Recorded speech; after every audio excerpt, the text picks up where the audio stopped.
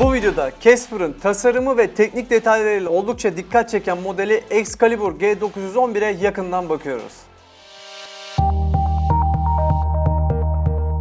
Excalibur tarafında bir şeyler değişmeye başlamış sanki tasarım anlamında, çünkü daha önce gördüğümüz cihazlardan çok daha farklı bir tasarıma sahip G911 modeli. Bu durmakta olan cihaz tasarımıyla başlarsak metal bir tasarıma sahip, metal ve plastik karışımı bir kasa ile bizlere geldiğini sizlere aktarmalıyım sevgili arkadaşlar. Kilogram tarafına baktığımızda 2,5 kilogramlık bir ağırlık ile geliyor. Bu herhangi bir dezavantaj tabii ki değil. Yani bu bütün bizim bildiğimiz oyuncu laptoplarında olan bir ağırlık ve arkasında da güzelce tasarlanmış bir hava çıkışı bölümü bulunuyor bu cihazda. Gelelim klavye tasarımına. Klavye tasarımında da yine güzel yenilikler yapmış Excalibur tarafı. Yani burada özellikle oyuncuları hedeflemek için yapılan şu 3 farklı bölgeye ayrılmış ve RGB LED aydınlatma ile gelen bu klavye, bilgisayarı aldınız, güzel bir para ödediğiniz senaryoda yanında klavyeniz olmasa da sizi bir süreliğine idare edebilecek bir klavye olduğunu söyleyebilirim. Gelelim cihazın üzerinde bulunan çıkışlara. Cihazın sağ tarafında 2 adet USB 3.0 girişi bulunuyor. Sol tarafında 1 adet USB 3.0 bağlantısı var ve hemen solda yine 3.5 mm'lik bir kulaklık ve mikrofon girişi bulunuyor. Cihazın arka kısmına baktığımızda yine arkaya güzel bir şekilde konumlandırılmış 1 adet mini display çıkışı, 1 adet Ethernet girişi, 1 adet HDMI girişi ve 1 adet de Type-C bulunuyor. Bu Type-C girişi Thunderbolt 4 desteğini de bünyesinde bulunduruyor. Özellikle Thunderbolt destekli bir depolama aygıtı kullanıyorsanız bu cihaza çok hızlı veri aktarımları yapabilirsiniz arkadaşlar. Onu da söylemiş olalım. Tabii böyle pahalı bir cihaz önümüzde duruyor. Bunun Kensington kilidinin de üzerinde bulunduğunu sizlere aktarayım. Yani çalışılabilen ortamlarda bu kilitler kullanılıyor şu anda günümüzde. Eğer siz de toplu çalışılan bir yerde işinizi görüyorsanız günlük hayatta cihazınızı oraya bağlayabilirsiniz. Gidip bir kahve çay içebilirsiniz. O açıdan da güzel olmuş. Tabii ki onu da aktarmış olalım. Ve gelelim tabii bir oyuncu dizüstü bilgisayarının olmazsa olmaz detayı olan ekran paneline arkadaşlar. Ekran panelimiz 16 inç boyutunda bir panel ve bu panel 2560'a 1600 çözünürlüğe sahip. Aynı zamanda bu panelin içinde 165 Hz'e kadar bir yenileme hızı bulunuyor. Bu tabii ki oyuncular için çok iyi bir detay. Çünkü 165 Hz'lik bir yenileme hızı oyunlarda sizlerin böyle özellikle aksiyon oyunlarında, oynadığınız aksiyon oyunlarında sizlerin çok daha iyi bir burada deneyimi yaşamasını bizlere sağlıyor arkadaşlar. İşin parlaklık kısmına geldiğimizde ise 500 nit seviyesinde gayet yeterli bulduğum bir parlaklık seviyesine bünyesinde bulunduruyor bu ekran paneli. %100 sRGB desteği bulunuyor ekranda. Oyun dışında da böyle hani işiniz tabii ki güçlü bir cihaz olduğu için günlük işlerde tasarımsal anlamda ya da video kurgusunda %100 sRGB desteğinin olması çok önemli panelde. Çünkü sizlerin renkleri daha net görebilmesini, siyahları daha net, aynı zamanda da diğer renkleri de daha gerçekçi görebilmesi açısından %100 sRGB desteğini bünyesinde bulunduruyor olması çok güzel olmuş. Ekran panelinin genel olarak özetleyecek olursam ben beğendim. Benden geçen not almayı başardı. Ve tabii ki gelelim bu bilgisayarın kalbine. İçerisinde 11. nesil Intel'in i9 işlemcisi bulunuyor. Tam işlemci koduna baktığımızda ise i9 modeli 11980 HK modeli bir işlemciyi kalbinde bulunduruyor. Bu dizüstü bilgisayar Excalibur'un kendi sitesinde konfigüre edebileceğiniz bu cihazın aynı zamanda 11. nesil i7 modeli işlemcili modeli bünyesinde bulunuyor Casper'ın. Yani oradan gidip bir konfigürasyon yapıp cihazın i7'li modelinde satın alabilirsiniz. Bu cihazda bulunmakta olan işlemci modeli Intel'e göre dünyanın en hızlı mobil işlemcisi olma ünvanını bünyesinde bulunduruyormuş. Şimdi yaptık birçok test tabii ki. Ancak bunun rakibi olan birçok farklı işlemci modeline bulunuyor. Ancak Intel'in iddiası bu yönde. Onu da sizlere aktarmış olayım. Gırtlak dolu bir G911 modeliyle aslında karşınızda bulunuyorum arkadaşlar. Çünkü bu cihazda 64 GB'lık 3200 MHz'e varan bir RAM bulunuyor. Hakikaten çok yüksek bir RAM kapasitesi. Bir mobil cihaz için, bir dizüstü bilgisayar için görmeye alışkın olmadığımız bir RAM kapasitesi olduğunu sizlere söyleyebilirim. Excalibur G911'in işin SSD yani depolama kısmına geldiğimizde ise hakikaten çok güçlü bir modeli yine masada duruyor arkadaşlar. Önümde durmakta olan cihazın içerisinde M.2 bir SSD bulunuyor. İşin tabii ben kapasite kısmına birazcık geç değinmek istedim. İçerisinde 2+2 TB yani toplamda 4 TB'lık bir depolama alanına sahip olduğunuz bir SSD modeli bulunuyor bu cihazda. Yaptığımız testlerde okuma hızının 2.3 GB'a vardığını, yazma hızının ise 2 GB'lar seviyesinde olduğunu gördük. Bu hızlar kesinlikle çok kabul edilebilir hızlar ve oldukça oldukça da yeterli hızlar sevgili arkadaşlar. Buradan işin ekran kartı boyutuna doğru devam etmek istiyorum. Çünkü cihazın içerisinde RTX 3080 ekran kartı bulunuyor. 3080 ekran kartını sizlere zaten çok uzunca anlatmama bence hiç gerek yok. Birçok oyuncunun böyle hayali olan bir ekran kartı modeli. Ve tabi oyun testlerine de yavaştan bir geçelim isterseniz. Size oyun testlerinde aldığımız FPS'leri ve genel deneyimi de orada aktarmak isterim.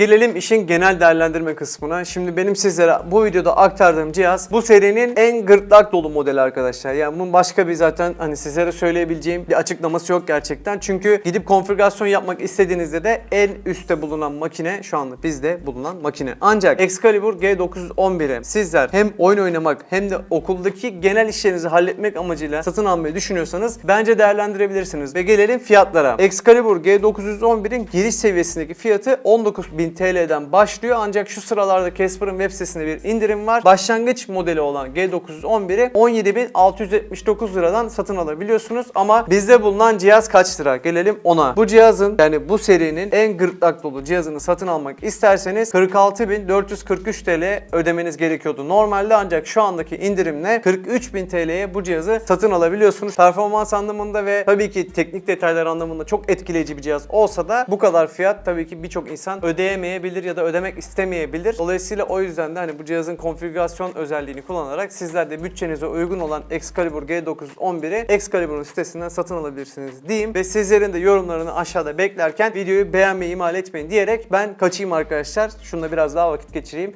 Kendinize iyi bakın. Hoşça kalın. Bay bay.